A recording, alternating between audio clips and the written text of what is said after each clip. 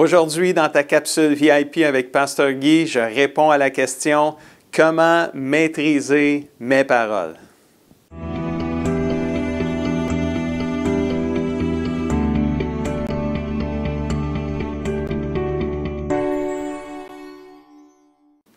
Bonjour mon ami, comment ça va aujourd'hui? Bienvenue à ta capsule VIP avec Pasteur Guy.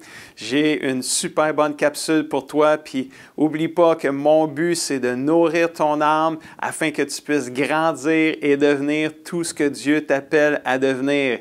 Es-tu prêt à nourrir ton âme aujourd'hui? Je crois que oui. Et le titre de la capsule aujourd'hui, c'est « Comment maîtriser mes paroles ». La Bible parle beaucoup de l'importance des paroles. Nos paroles peuvent blesser, mais nos paroles peuvent guérir aussi. Amen. Et ça, c'est important. Dans Proverbe 18, verset 21, ça dit « Les paroles peuvent donner la vie ou la mort.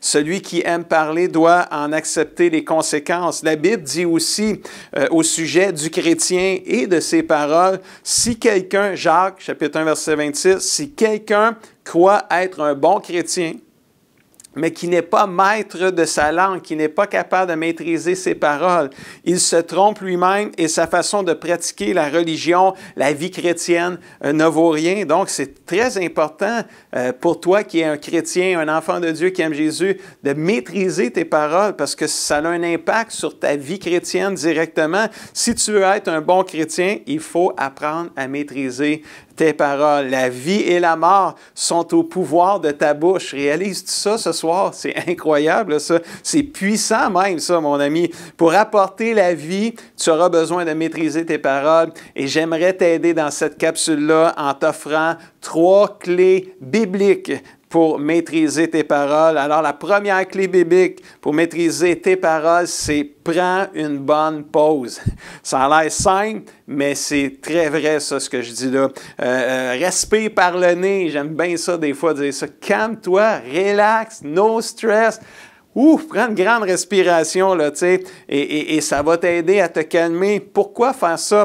Parce que si tu parles trop vite, tu risques de dire quelque chose qui va faire mal, qui peut blesser, qui peut produire la mort et non la vie. Donc, hors contrôle, tes paroles peuvent faire beaucoup de dommages. La Bible dit, Proverbe 21, verset 23, « Celui qui surveille tout ce qui sort de sa bouche s'évite bien des tourments, bien des problèmes. » Alors, surveille ce qui va sortir de ta bouche, mais pour commencer, prends une bonne pause. La Bible dit aussi dans Proverbe 10, verset 19, dans 2 versions, dans la Louis II, ça dit « Celui qui parle beaucoup ne manque pas de péché, mais celui qui retient ses lèvres, celui qui maîtrise ses paroles est un homme prudent, une femme prudente. » Dans la version français courant, ça dit « Qui parle trop cause assurément, forcément du tort. » Si tu parles trop, c'est sûr qu'à quelque part, à un moment donné, ça va faire mal. Ça ne fera pas toujours du bien.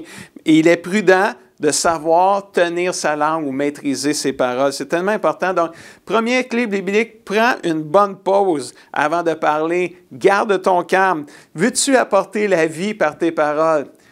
Tu veux-tu apporter la vie? Écris-les dans le chatroom. Oui, Pasteur Guy, c'est la vie. Écris le mot « vie » dans le chatroom parce que c'est la vie que tu veux apporter par les paroles qui sortent de ta bouche. C'est tellement important, ça. Prends une bonne pause avant de dire quoi que ce soit. Deuxième clé biblique, c'est « pense avant de parler ». Pendant que tu prends une bonne pause, pense aussi à ce que tu vas dire avant de le dire. Alors ça, c'est très important. C'est comme réfléchir avant d'agir. Penser avant de parler. C'est aussi l'expression, c'est « tourne ta langue 7 fois avant de parler ». Là. Essaye ça de tourner ta langue 7 fois. Là. C'est quelque chose, là, juste une fois. C'est toute une concentration, mais pendant que tu te concentres à tourner ta langue, ça décompresse. Tu as des chances de maîtriser mieux tes paroles si tu te calmes. C'est ça que ça veut dire. Là. Pense à ce que tu vas dire, mais tu sais, je pense à quoi? Mais oui, à ce que tu vas dire, mais pense que ce que tu es sur le point de dire, est-ce que ça va apporter la vie ou la mort? Est-ce que ça va aider ou nuire? Est-ce que ça va blesser ou guérir? Est-ce que ça va relever ou ça va écraser? C'est important, ça. Mais ça, sur le coup de l'émotion, si on parle trop vite, on ne pensera pas à ça. Et là, on peut dire toutes sortes de choses qu'on peut regretter par la suite.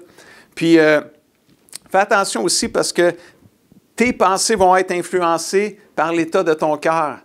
Alors là, on descend au cœur parce que la Bible dit dans Matthieu 15, verset 19, « Les mauvaises pensées sortent du cœur. » C'est fort, ça, là. Les mauvaises pensées sortent du cœur, alors les gens tuent les autres, commettent de l'adultère, ont une vie immorale, volent, mentent devant les tribunaux, disent du mal des autres. Ça part du cœur, ça s'en va dans les pensées, ça se transforme en parole, puis ça finit en action. C'est quelque chose, ça, c'est important. La Bible dit même dans Matthieu 12, 34, « Ce qui remplit le cœur, voilà ce qui sort de sa bouche. » Ou une autre façon de dire, c'est tout ce qui sort de ta bouche vient du cœur. Mais qu'est-ce que tu mets dans ton cœur, ça va avoir un impact dans tes pensées et ça va se transformer en parole et en action éventuellement. Mais est-ce que ça va se transformer avec la vie ou la mort? Avec quelque chose qui va bâtir ou quelque chose qui va détruire? Alors, c'est tellement important de faire attention à ce qui entre dans ton cœur.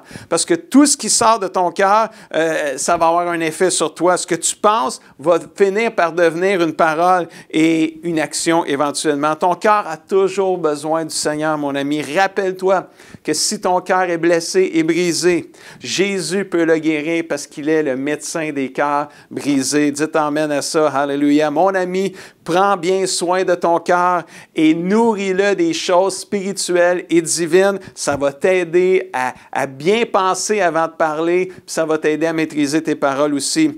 Jacques 1,19 nous dit aussi, « Rappelez-vous ceci, chers frères et sœurs, chacun doit être prompt, ça veut dire chacun doit être vite à écouter, mais lent à parler et lent à se mettre en colère. » D'où l'importance. Prends une bonne pause, prends une grande respiration, pense avant de parler. Et la troisième clé biblique pour maîtriser tes paroles, c'est prie pour y parvenir. Prie pour y arriver, pour réussir. Combien c'est bénissant de savoir que tu peux, avec l'aide de Jésus qui vit en toi par le Saint-Esprit, maîtriser tes paroles. C'est vraiment extraordinaire, ça, c'est puissant. En priant, tu peux être touché par le Seigneur, il peut venir toucher ton cœur, faire du bien à ton cœur, il peut venir toucher tes lèvres et ta bouche et ta langue et tu peux dire des paroles qui vont donner la vie. Wow! C'est vraiment extraordinaire. Puis c'est arrivé au prophète Isaïe, justement, cette chose-là. Et je vais vous raconter, je vais vous lire l'histoire. C'est dans Isaïe, chapitre 6, versets 1 à 8, puis vous allez voir les versets apparaître au bas de l'écran. Un jour, Isaïe dit, « J'ai eu une vision. » Alors, c'est ça qu'on va voir ensemble, la vision d'Ésaïe. Il dit, « Le Seigneur était assis sur son siège royal très élevé. Son vêtement remplissait le temple. » Et là, il dit, « Des anges de feu se tenaient au-dessus de lui et ils criaient l'un à l'autre, « Saint, Saint, Saint est le Seigneur de l'univers. Sa gloire remplit toute la terre. » Et là, c'est comme Isaïe, là, il a eu une vision de la sainteté de Dieu. Mais ça, là, ça a fait tout un effet en lui. Là. Il a fait un face-à-face dans sa vision avec Dieu. Il a vu la sainteté de Dieu dans toute sa gloire, dans toute sa splendeur. Mais la première chose dont il a été convaincu dans la présence de Dieu, savez-vous c'est quoi? C'est l'impureté de ses lèvres. Et là, il a répondu au verset 5, il dit, « J'ai dit, quand il a vu la sainteté de Dieu, il a dit, « Malheur à moi, je suis perdu. » Tu vois ce qui sort de ta bouche des fois quand l'impureté de ses lèvres, il dit, « Je suis un homme aux lèvres impures. J'habite au milieu d'un peuple aux lèvres impures. Et mes yeux ont vu le roi, ont vu le Seigneur de l'univers, ont vu la sainteté. Je suis comme perdu, je suis disqualifié, il n'y a plus de chance. Là, tu sais. » Puis il est comme un peu découragé. Et là, la Bible dit au verset 6, « Mais un des anges brillants qui était là a volé vers moi. Il tenait dans sa main un charbon brûlant qu'il avait pris avec des pinces sur l'autel. Et il est venu toucher ma bouche. Il m'a touché la bouche avec ce charbon brûlant et il a dit, « Maintenant, ta faute est enlevée, ton péché est pardonné. » Alors, j'ai entendu le Seigneur demander, « Qui vais-je envoyer dans la mission? Et qui sera notre porte-parole? » Puis là, Isaïe, il a levé la main, il a dit, « Oui, moi, me voici, envoie-moi, je suis prêt à y aller, je vais y aller, moi. » Quand même incroyable, pareil, hein? Qu'est-ce qui est arrivé? Un moment dans la présence de Dieu est venu faire la différence pour Isaïe. Dans la présence de Dieu, il a trouvé la guérison de son cœur et la guérison de ses lèvres qui lui a permis de prononcer des paroles de vie. Il était maintenant capable de dire, « Me voici, Seigneur, envoie-moi. » Son cœur a été guéri. Ses paroles aussi ont été guéries. Le courage est venu remplacer la déprime qu'il vivait, le découragement qu'il vivait. Avant, il était comme juste pas capable. « Malheur à moi, je suis perdu, il n'y a plus d'espoir. » C'est ça, les paroles de mort, ça. « Je suis perdu, il n'y a plus d'espoir, il n'y a aucune chance. » Mais quand Dieu vient toucher ton cœur, quand tu pries, Dieu vient toucher ton cœur, il peut te guérir, il peut te restaurer, il peut changer ton cœur, puis tu es capable de dire après ça, « Me voici, envoie-moi », comme Isaïe l'a vécu. Alors, comme Isaïe, tu as besoin de la présence de Dieu à chaque jour de ta vie, mon ami, pour pouvoir être capable de maîtriser tes paroles et apporter la vie au travers de celle-ci. Je prie que tu puisses recevoir une touche de Dieu maintenant, là où tu es, au moment où tu l'écoutes. Je prie que Dieu touche ton cœur, que Dieu restaure ton âme, afin que tu puisses donner la vie et la guérison au travers de tes paroles. Amen. Alléluia. En conclusion, laisse-moi te rappeler les 3 clés bibliques pour maîtriser tes paroles. Numéro 1, prends une bonne pause. Respire par le nez, c'est tellement important d'être lent à parler, nous dit la Bible. Devant une situation X, rappelle-toi de prendre une bonne pause. Comme dans le sport, là, ils font un time-out, là, mais fais un time-out, là, tu sais, puis juste pense à ce que tu vas dire avant de le dire, c'est tellement important. Deuxièmement, pense avant de parler. Prends aussi le temps de penser à ce que tu vas dire pendant que tu prends une bonne pause. Amen. Et la 3e clé, c'est prie pour y parvenir. Pendant que tu penses à ce que tu vas dire, parce que tu as pris une bonne pause, demande au Seigneur de venir toucher ton cœur, de venir te donner la sagesse pour dire des paroles qui vont apporter la vie et la guérison. Mon ami, je crois que tu aimes beaucoup Jésus. Si tu écoutes cette capsule-là, c'est parce que tu as un désir vraiment de plaire à Jésus puis d'être comme Jésus, mais sois reconnu pour ta douceur et non ta dureté dans tes paroles. Hallelujah. Un jour, Mère Teresa, elle a dit ceci, puis vous allez voir ce qu'elle a dit, sa citation, ça dit « Des paroles gentilles peuvent être courtes et faciles à prononcer, mais leurs échos sont vraiment infinis. » Tu dis une parole, c'est comme tu jettes une parole dans le lac, dans une rivière, une grosse roche que tu lances dans la rivière, puis ça a des échos partout, des vagues qui déferlent. Ça a un impact, ça fait du bien. Un dernier verset en terminant dans Proverbe 12, 18. Une personne qui dit n'importe quoi blesse comme une épée.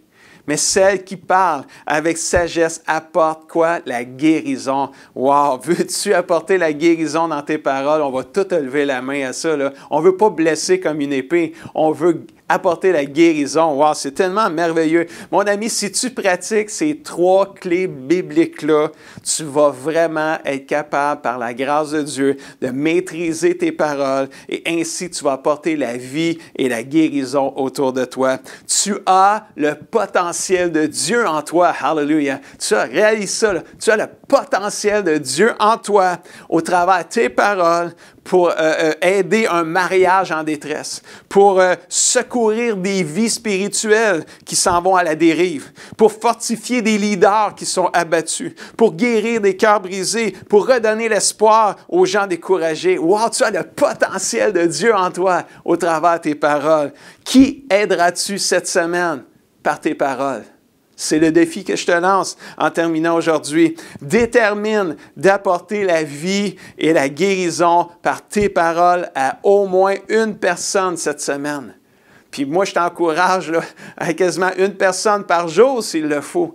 Donne la vie, partage la vie, la guérison à quelqu'un cette semaine. Lis, médite et pratique les 3 clés bibliques de la capsule d'aujourd'hui. Tu vas vivre des moments extraordinaires au travers de tes paroles. Est-ce qu'on peut prier ensemble en terminant? Juste ferme tes yeux. Merci Seigneur pour ta parole qui nous motive, qui nous encourage, qui nous fortifie Seigneur. Je prie que chacun de nous, Seigneur, aujourd'hui, on puisse Seigneur être guéri dans notre cœur, restauré dans nos pensées, afin que de notre bouche, Seigneur, puisse sortir des paroles de vie et de guérison et de paix partout autour de nous. Au nom puissant de Jésus-Christ, je le prie. Et tout le monde dit et crie un grand Amen et Amen. Oh, merci d'avoir été là. Si tu as aimé cette capsule, je t'invite à faire un pouce ou un cœur sur Facebook et YouTube. Je t'invite à partager. Partage cette capsule sur ton mur Facebook. Tu ne sais pas à qui ça va faire du bien, cette capsule-là. Et d'ici là, je vous dis à la semaine prochaine.